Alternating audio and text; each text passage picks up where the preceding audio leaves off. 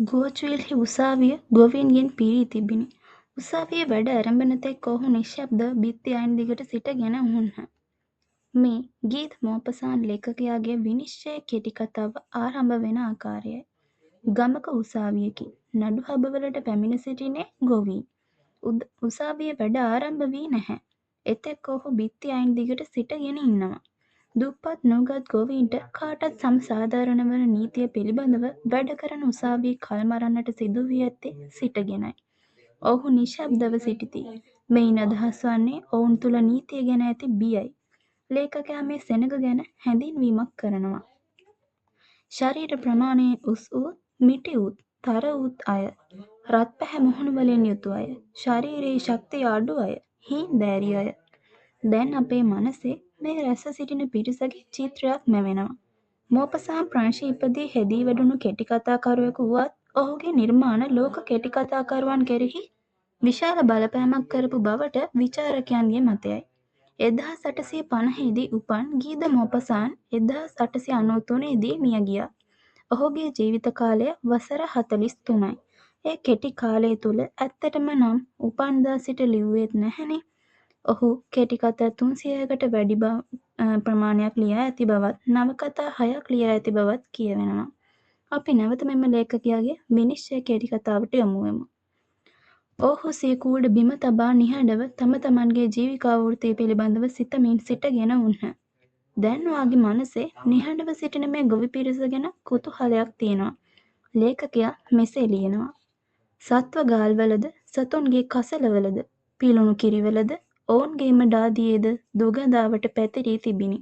ගෙමැස්සෝ සුදු පැහැති සීලිමේ රැස් කෑහ.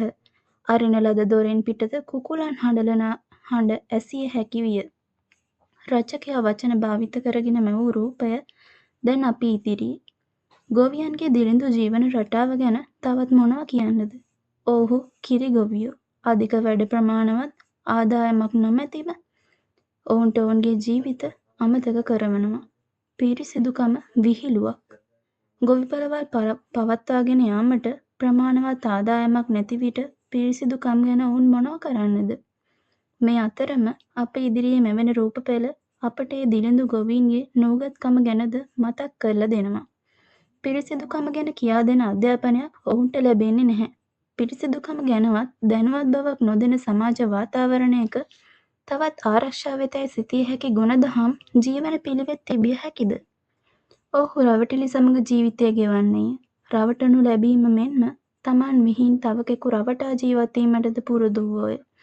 ප්‍රංශයේ පිටිසර ගමක උපත ලබා රැකියාව සඳහා පැරිසීට ගිය ගීද මෝපසාන් කෙටිකථාකරුවෙකු ලෙසින් කීර්තියට පත් වුණේ වයස අවුරුදු 30 දී. එසේ බලන විට මෙම කෙටිකථාවලට ඇත්තේ අවුරුදු 130 ගණනක අතීතයක්.